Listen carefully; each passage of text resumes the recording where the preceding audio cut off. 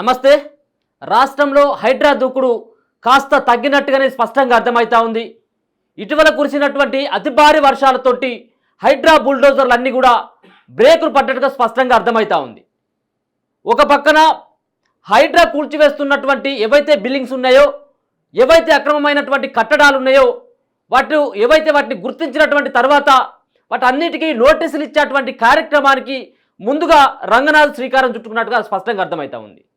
ముందు నోటీసులు ఇవ్వాలి, నోటీసులు ఇచ్చిన తర్వాత వారం 10 రోజులలో వాటిని నేలమట్టం చేయాలన్నటువంటి ఒక ఉద్దేశంతో హైడ్రా అధికారులు పూర్తిగా ఇటీవల జలమయమైనటువంటి వాటర్లో ఏవైతే ఇండ్లు ఉన్నాయో ఆ సంబంధించినటువంటి ప్రాంతానికి వెళ్ళి అవి మరి FTL పరిధిలో ఉన్నాయా లేకపోతే బఫర్ జోన్ పరిధిలో ఉన్నాయా, ఇదంతా కూడా చెరువును ఏమైనా ఆక్రమించుకొని కట్టడం జరిగింది అన్నటువంటి దానిపైన ప్రత్యేకంగా ఇప్పుడు కాన్సన్ట్రేషన్ చేసినట్టుగా స్పష్టంగా అర్థమవుతా ఉంది. మరో పక్కన కూల్చివేతలకు సంబంధించినటువంటి దాన్ని ఇప్పటికీ ఆ లిస్టుని రెడీ చేసుకున్నట్టుగా ఒక పక్కన అర్థమవుతా ఉంది. అయితే ముఖ్యంగా మనం చెప్పుకోవాల్సింది, మనకు వెనకాల కనపడతా ఉన్నటువంటి స్క్రీన్లో కనపడతా ఉన్నటువంటి సలకం చెరువు ప్రాంతం. మరి హైడ్రా ఏమో అన్ని కూల్చివేతలను చేస్తూ ఉంది, అందరికీ నోటీసులు ఇస్తూ ఉంది, సరే బాగానే ఉంది అక్కడి వరకు. మరి ఇక్కడ వెనకాల కనపడతా ఉన్నటువంటి స్క్రీన్లో స్పష్టంగా కనపడతా ఉన్నటువంటి సలకం చెరువులో కట్టినటువంటి అసదుద్దీన్ ఓవైసీ బ్రదర్స్కు సంబంధించినటువంటి ఫాతిమా మహిళా కళాశాలని ఎప్పుడు కూల్స్తారన్నటువంటి ప్రధానమైనటువంటి డిమాండ్ తెలంగాణ రాష్ట్ర వ్యాప్తంగా ప్రత్యేకంగా వినపడతా ఉంది. మరి దీనిపైనే ఎందుకు అందరూ ఫోకస్ చేయడం జరిగింది? ఒక పక్కన బీజేపీ పార్టీ ఇదే అంశాన్ని లేవనెత్తుతూ ఉంది. ఒకవేళ రేవంత్ రెడ్డికి కానీ హైడ్రాకి కానీ దమ్మున్నట్టు అయితే ఉంటే దాన్ని కూల్చివేయాలి, దాని తర్వాతనే మిగతా వాటి జోలికి పోవాలి, మిగతా వాటిని కూల్చివేయాలని చెప్పేసి ప్రధానంగా వాళ్ళ దగ్గర నుంచి డిమాండ్ వినబడతా ఉంది. మరి ఈ డిమాండ్ని మరి ఇప్పటివరకు ఏమైనా పట్టించుకోవట్లేదా హైడ్రా, లేకపోతే ప్రభుత్వం పట్టించుకోవట్లేదా అంటే దానికి అవునన్నటువంటి సమాధానాలే మెండుగా వినిపిస్తూ ఉన్నాయి. హైడ్రా రేపు కాదు మాపు కాదు, ఇంకా సంవత్సరం అయిపోయినప్పటికీ కూడా అసదుద్దీన్ ఓవైసీకి సంబంధించినటువంటి ఫాతిమా కాలేజ్ ఏదైతే ఉందో ఈ కాలేజీని కూల్చేసేటువంటి సాహసం తెలంగాణ రాష్ట్ర ప్రభుత్వం కానీ హైడ్రా కానీ చేయదు అనేటటువంటి ప్రధానంగా ఒక వాయిస్ అయితే వినబడతా ఉంది. ఇదంతా కూడా మరి నిజంగా ఒకవేళ బఫర్ జోన్లో ఉంటే, FTL పరిధిలో ఉంటే నోటీసులు ఇస్తూ ఉన్నారు, పేదవాళ్లకు నోటీసులు ఇస్తూ ఉన్నారు. మరి నిన్ననో మొన్ననో అస్మతిపేటకు కూడా మనం వెళ్ళడం జరిగింది. అస్మతిపేటలో ఉన్నటువంటి చాలామంది లేబర్లే వాళ్ళందరూ కూడా ఇళ్లలో పనిచేసుకొని జీవించేటువంటి వాళ్ళు. సుమారుగా ఆ ఇళ్లను చూసినట్టయితే ఒక 25 నుంచి 30 ఏళ్ళు అంతకంటే ఇంకా ఎక్కువనే ఉంటుంది. 30 ఏళ్ల కానించి కట్టుకున్నటువంటి ఇండ్లని కూల్చేసేందుకు రంగనాథ్ గారు హైడ్రా సిద్ధపడుతున్నట్టుగా తెలుస్తూ ఉంది. ఆ యొక్క నోటీసులు ఇచ్చి ఇప్పటికీ 10 రోజులు దాటిపోతూ ఉంది. దాంట్లో క్లియర్గా మెన్షన్ చేయడం జరిగింది, మీరు వారం రోజుల లోపట్ల అక్కడ ఖచ్చితంగా మీరు కట్టుకున్నటువంటి ఇళ్లను కూల్చేసుకోవాలి, లేకపోయినట్టయితే ఉంటే మేమే వచ్చి కూల్చేస్తామని చెప్పేసి గట్టిగా అక్కడ ఉన్నటువంటి పేదవాళ్ళకి ఆ వార్నింగ్ ఇవ్వడం జరిగింది, నోటీసులు ఇవ్వడం జరిగింది. సరే ఒకవేళ కనుక అవి అక్రమం అనుకుంటే, ఏదైతే బోయినపల్లిలో ఉన్నటువంటి బోయిన చెరువులో వాళ్ళు అక్రమంగా కట్టుకున్నట్టయితే ఉంటే వాటిని తొలగించాల్సిందే, మనం కాదనలేము. ఒకవేళ అక్రమం అయితే FTL పరిధిలో ఉంటే, బఫర్ జోన్ పరిధిలో ఉంటే ఎవరైనప్పటికీ కూడా మీ చట్టాలకు కానీ మీ హైడ్రాకి కానీ అందరూ ఒకటే అనుకుంటే అక్కడ వాళ్ళని కూల్చాల్సిందే. ముందుగా వాళ్ళకంటే ముందు వీళ్ళను కూల్చాల్సినటువంటి ఈ యొక్క బిల్డింగ్ని కూల్చాల్సినటువంటి అవసరం ఉంటుంది. ఈ బిల్డింగ్ మామూలుగా కట్టలేదు, ఇక్కడ ఉన్నటువంటి 3 బిల్డింగ్లని, 3 పెద్ద బిల్డింగ్లని, ఇది బఫర్ జోన్ అంటే కొంతమందికి అర్థం కాదు, FTL అంటే చాలామందికి అర్థం కాదు. ఇది నేరుగా తీసుకుపోయి మొత్తం చెరువులోనే కట్టేసాడు. ఇది అర్థమవుతుంది అందరికీ. అంటే చెరువులో ఉన్నటువంటి నీళ్లు, కుంటలో ఉన్నటువంటి నీళ్లు ఏవైతే ఉంటాయో వాటికి అడ్డంగా కట్టుకున్నటువంటి వాటిని కూల్చేస్తాం, లేకపోతే ఉంటే దానికి 30 మీటర్ల కంటే వెలుపలికి వచ్చినట్టయితే ఉంటే, లోపలికి వచ్చి కట్టుకున్నట్టయితే ఉంటే వాటిని అన్నిటి కూడా ధ్వంసం చేస్తామని చెప్పేసి అంటా ఉన్నారు. అసలు లోపలికి వచ్చుడు కాదు, గోడకు అడ్డం కట్టుడు, ఆ చెరువులోకి వెళ్ళేటువంటి నీళ్ళకి అడ్డు కట్టుడు కాదు, డైరెక్ట్ తీసుకుపోయి మొత్తం 3 బిల్డింగ్లని, ఒకటేమో 12 అంతస్తుల బిల్డింగు, రెండేమో 8 అంతస్తుల బిల్డింగ్లని, 3 బిల్డింగ్లని సుమారుగా 4 ఎకరాలకు సంబంధించినటువంటి విస్తీర్ణంలో ఆయన కట్టినట్టుగా అక్కడ ఉన్నటువంటి చూస్తే కనబడతా ఉంది. మరి కేవలం 4 ఎకరాలు ఆక్రమించుకున్నాడా?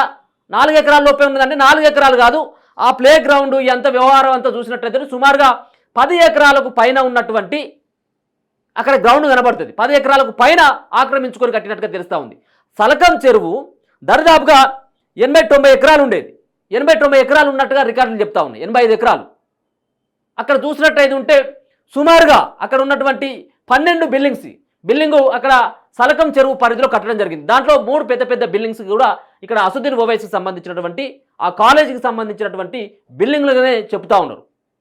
మరి దీన్ని ఎందుకు సాహసం చేయట్లేదు? ఈ సలకం చెరువుని పూర్తిగా ఆక్రమించుకొని చెరువు లోపలికి వచ్చి మొత్తం బఫర్ జోన్లోకి వచ్చి కట్టుకోవడం జరిగింది. ఇక్కడ చూసుకోవచ్చు ఈ బిల్డింగ్స్ అన్ని కూడా 1, 2, 3, 4 ఇక్కడ కొంత కనబడతా ఉన్నాయి.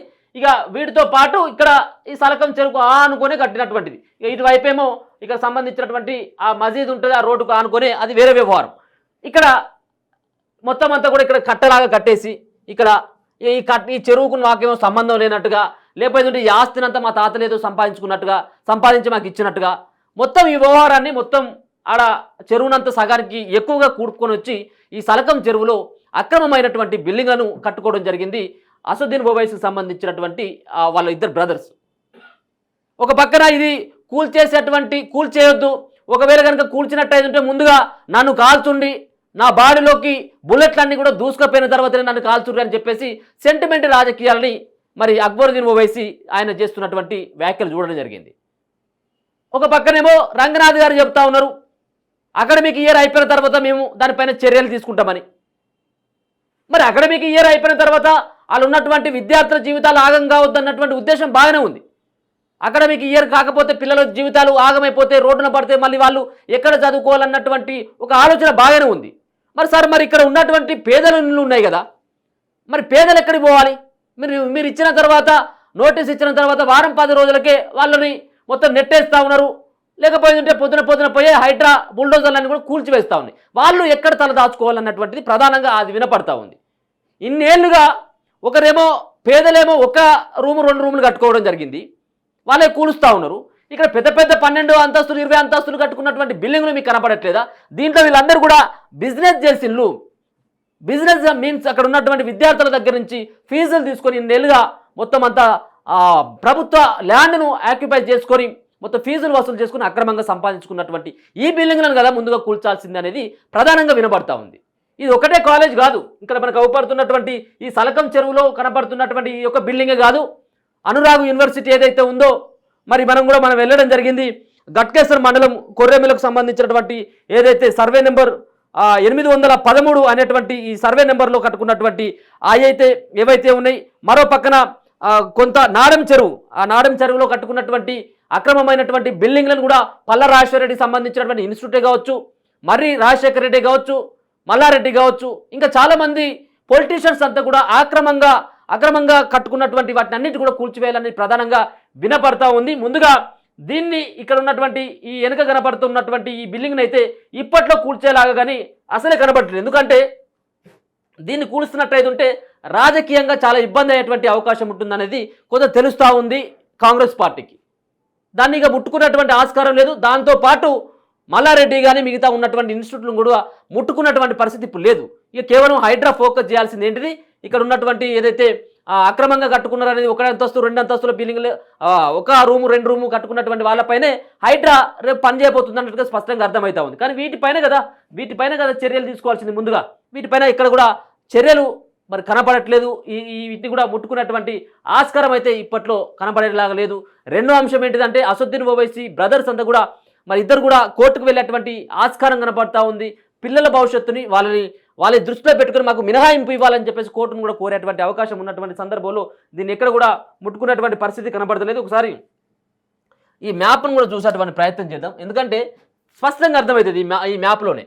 ఇక 2012 2024 వచ్చేసరికి ఈ సలకం చెరువు మొత్తం అంతా కూడా మనకు స్పష్టంగా కనపడతా ఉంది. ఇగో ఎట్లా ఉంది చూడండి. ఈ సలకం చెరువుకే నేరుగా కూడా రావడం జరిగింది. ఇక్కడికి వచ్చినటువంటి దీంట్లో ఫాతిమా ఓవైసీ ఉమెన్స్ కాలేజ్ 2012లో కట్టడం జరిగింది. ఇప్పుడు 2024 అంటే దరిదాపుగా 12 ఏళ్ళుగా ఈ యొక్క సలకం చెరువుని ఆక్రమించుకొని కట్టడం జరిగింది. 12 సంవత్సరాలు అంటే అక్కడ అప్పుడు ఉన్నటువంటిది ఉమ్మడి ఆంధ్రప్రదేశ్ సంబంధించినటువంటి కాంగ్రెస్ పార్టీ తెలంగాణ రాష్ట్రంలో ఉంది. దీన్ని కూడా అప్పుడు పట్టించుకోలేదు. మరొక పక్కన 10 ఏళ్ళుగా తెలంగాణ రాష్ట్రాన్ని బీఆర్ఎస్ పార్టీ కూడా పరిపాలించడం జరిగింది. వీటన్నిటి కూడా ఎవరు కూడా ఏ ప్రభుత్వం ఉన్నప్పుడు కూడా అసదుద్దీన్ ఓవైసీకి జీవ హుజూర్ అనాల్సింది అన్నటువంటి తీరుగానే అప్పుడున్నటువంటి రాష్ట్ర ప్రభుత్వాలు పనిచేసినది స్పష్టంగా అర్థమవుతూ ఉంది. ఇదంతా కూడా బండ్లగూడ రోడ్డు, ఇది బండ్లగూడ రోడ్డు. ఈ బండ్లగూడ రోడ్డుకు ఆనుకొని మరి ఇక్కడ సలకం చెరువు ఉంటుంది. సలకం చెరువు 85 ఎకరాల్లో ఉంటుందని చెప్పేసి అంటా ఉన్నారు. అది 50 ఎకరాలు కూడా లేదు. ఇప్పుడు మొత్తం అంతా కూడా కబ్జాలకు గురైంది అనేది ఒక్కొక్కరు ఇప్పుడు అసదుద్దీన్ ఓవైసీకి దాదాపుగా మరి 12 ఎకరాలు అని చెప్తా ఉన్నారు. 4 ఎకరాల కాలేజీ, మిగతా ఉన్నటువంటి 8 ఎకరాలు ఆక్రమించుకొని ఉన్నాడు. దాంట్లో ప్లే గ్రౌండ్లో అదొకటి ఇదొకటి పెట్టుకొని వీటన్నిటి కూడా స్వాధీనం చేసుకోవాలని ప్రధానంగా వినబడతా ఉంది. మనకు ఇక్కడ అర్థమవుతా ఉంది కదా. ఇదంతా కూడా ఈ బ్లాక్గా ఉన్నటువంటిది అంతా కూడా చెరువులో ఉన్నటువంటి వాటరే. ఈ చెరువులోనే ఇదేమో ఇక్కడ ఉన్నటువంటి కట్ట. ఇది కనీసం దీంట్లో అసదుద్దీన్ ఓవైసీకి సెంటు భూమి కూడా లేదు. నిజంగా పక్కన ఉన్నటువంటి కొంత భూమి, 1 ఎకరం భూమి ఉన్నది, ఇక మిగతా ఉన్నటువంటి ఒక 10 ఎకరాలు కలుపుకున్నాడు అన్నట్టుగా లేదు. మొత్తానికి మొత్తమే చెరువులోనే కట్టేసిండు, మొత్తానికి మొత్తమే. మరి దీనిపైన యాక్షన్ తీసుకోవాలని చెప్పేసి ఇప్పటికే బీజేపీ పార్టీ వాళ్ళైతే ఇక తీవ్రంగా మండిపడుతూ ఉన్నారు. మరి ఎందుకు అసదుద్దీన్ ఓవైసీ పైన చర్యలు తీసుకోవట్లేదు అనేది. ఇగో ఇది బండ్లగూడ రోడ్. ఇవంతా కూడా సోషల్ మీడియాలో అల్చల్ చేస్తూ ఉన్నాయి. ఈ సంబంధించినటువంటి ఈ పిక్చర్స్ అంతా దేనిలో కట్టడం జరిగింది. ఇక్కడ స్పష్టంగా అయితే మనకు కనబడతా ఉంది కదా. ఈడ వేరే ఆప్షన్ లేదు. అసలు నోటీసు కూడా ఇవ్వాల్సినటువంటి అవసరమే లేదు. నేరుగా పోయి కూల్చేయచ్చు పిల్లలు లేక ముందుకు, వాళ్ళు ఉన్నటువంటి విద్యార్థులు లేక ముందుకు. ఏమైతే ఒక 15 రోజుల తర్వాత ఇన్ని వేరే కాడ చూసుకోలేరా? ఎన్ని బిల్డింగ్ కాలిగలేవు. ఇక్కడ వాళ్ళ యొక్క పిల్లల జీవితాలు ఆగమైపోతే రోడ్ల మీద పడతాయని చెప్పేసి ఏదో డ్రామాలు ఆడుతూ ఉన్నటువంటి పరిస్థితి. అంతేకాకుండా స్పష్టంగా రంగనాథ్ గారే, హైడ్రా కమిషనర్ అయినటువంటి రంగనాథ్ గారే స్టేట్మెంట్ ఇవ్వడం జరిగింది. మేము ఎక్కడ కూడా వాటి జోలికి పోమని, వాటిని కూల్చమని చెప్పడం జరిగింది. ఓవైసీ కాలేజీని కూల్చేటువంటి అవకాశమే లేదు. ఎందుకు అవకాశం లేదన్నప్పుడు అకాడమిక్ ఇయర్ అయిపోవాలి, ఈ విద్యా సంవత్సరం అయిపోవాలి. విద్యా సంవత్సరం ఎక్కడ? మార్చి ఏప్రిల్ అయిపోవాలి. ఏప్రిల్ వరకు దరిదాపుగా అంటే 6 నెలల టైం ఉంది. ఇంకా 6 నెలల వరకు కూడా దానిపైన చర్యలు ఉండేవి. వాళ్ళే ఇట్లా చెప్తాను. 6 నెలల తర్వాత మళ్ళీ ఒకవేళ కనుక వీళ్ళకి కోర్టుకు పోయి మళ్ళీ స్టే తెచ్చుకోవడాలు, దాని తర్వాత రాముడు ఎవడో రాకాశ్ ఎవడో అన్నటువంటి తీరుగా హైడ్రా మారిపోతుంది. కేవలం హైడ్రా అనేది పేదల మీదకా పెద్దల మీద కూడా ఉంటుందన్నటువంటి రకరకాలైనటువంటి సందేహాలు వస్తూ ఉన్నాయి. దేనికి సందేహాలు వస్తూ ఉన్నాయంటే ఇట్లాంటి బడా బాబులని, ప్రభుత్వ భూములను ఆక్రమించి చెరువులను పూర్తిగా కబ్జాలు చేసుకొని 10 ఎకరాల్లో దాంట్లో పెద్ద పెద్ద బిల్డింగ్లు, ఫామ్ హౌస్లు కట్టుకున్నటువంటి వాళ్ళపైన ఎక్కడ కూడా చర్యలు తీసుకోవట్లేదు హైడ్రా. తూతూ మంత్రంగా మాత్రమే ఇది ఒక డ్రామాలు ఆడుతూ ఉంది, హైడ్రామాలు ఆడుతూ ఉంది అనేది చర్చ వినబడతా ఉంది. దయచేసి అక్కడ ఉన్నటువంటి ప్రభుత్వంలో ఉన్నటువంటి పెద్దలదే కావచ్చు, మరో పక్కన ప్రతిపక్ష పార్టీలో ఉన్నటువంటి కొంతమంది నేతల యొక్క ఫామ్ హౌస్ను, ఇళ్లను కానీ కూల్చాల్సినటువంటి అవసరం ఉంది. మీన్స్ అక్రమంగా కట్టుకున్నటువంటి, ఏదో లీగల్గా కట్టుకున్నటువంటి వాటిని కూల్చమని చెప్పట్లేదు. ఇల్లీగల్గా కట్టుకున్నటువంటి బఫర్ జోన్లో FTL పరిధిలో కట్టుకున్నటువంటి వాటిని అన్నిటి కూడా కూల్చాలి. మీ ఏదైతే హైడ్రా యొక్క ముఖ్యమైనటువంటి ఉద్దేశమే అది. బఫర్ జోన్, FTL పరిధి, నాలాల పైన, మరో పక్కన పార్కు స్థలాల్లో ఇట్లా కట్టుకున్నటువంటి ఏవైతే వాటిని ఆక్రమించుకొని కట్టుకున్నటువంటి ఇండ్లు కానీ, హోటళ్ళు కానీ, ఫామ్ హౌస్లు కానీ, ఏ అక్రమమైనటువంటి కట్టడం ఉన్నా వాటిని కూల్చాలన్నటువంటి ఒక ప్రధానమైనటువంటి ఉద్దేశంతో ఏర్పడినటువంటి హైడ్రా ఆ దిశగా కాకుండా ఆ దిశ తప్పి వేరే రకంగా వెళ్తూ ఉందన్నటువంటి రకరకాలైనటువంటి విమర్శలు వస్తూ ఉన్నాయి. మొత్తానికైతే హైడ్రా వల్ల సమాజానికి మంచి జరుగుతుందని చెప్పేసి సామాన్యమైనటువంటి ప్రజలు కూడా భావిస్తూ ఉన్నారు. కానీ కొన్ని వ్యవహారాల వల్ల, ముఖ్యంగా ఇట్లాంటి అసదుద్దీన్ ఓవైసీ కాలేజీలు, అనురాగు యూనివర్సిటీ, మల్లారెడ్డి యూనివర్సిటీ, ఇట్లాంటి కాలేజీలకి కేవలం కొన్నిటికి నోటీసులు ఇవ్వకుండానే ఇది పక్కకు తప్పుకోవడం పట్ల తెలంగాణలో ఉన్నటువంటి సామాన్యులు కూడా వీటిని సహించట్లేదు. మొత్తాన్ని చూద్దాం. మరి అసదుద్దీన్ ఓవైసీకి అయితే ఇప్పటికే ఒక క్లీన్ చిట్ ఇచ్చినట్టుగా తెలుస్తూ ఉంది. ఏమని చెప్పేసి కూల్చమని చెప్పేసి ఇప్పటికే హైడ్రా కమిషనర్ చెప్పింది కాబట్టి వాళ్ళు కూడా ఊపిరి పీల్చుకోవడం జరిగింది. మళ్ళీ తర్వాత అకాడమిక్ ఇయర్ తర్వాత మళ్ళీ కోర్టుకు వెళ్ళినట్టయితే మళ్ళీ వాయిదా పడేటువంటి అవకాశం అయితే స్పష్టంగా కనబడతా ఉంది. చూస్తూనే ఉండండి మన తొలి వెలుగు.